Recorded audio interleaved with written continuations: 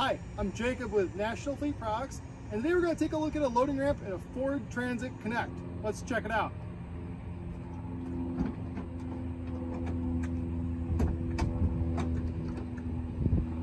As you can see, the ramp stows just behind the rear loading doors.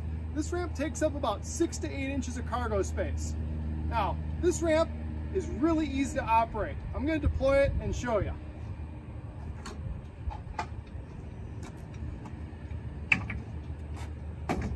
Just like that, it couldn't get any simpler.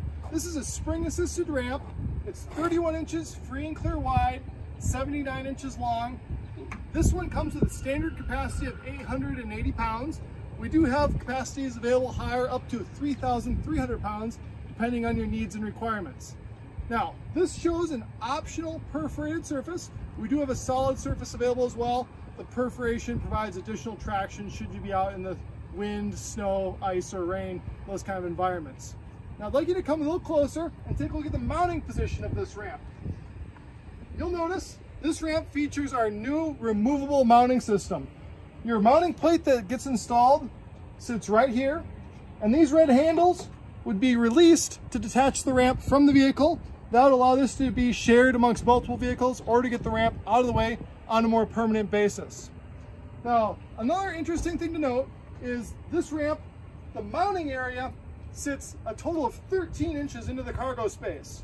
These mounting feet here are on either side of the outside of the ramp. And last, and possibly most important, is the spring assist. The spring system is contained here on the side and makes this ramp super easy to operate. I'm going to put it away and show you just how easy it is. One-handed, just like that.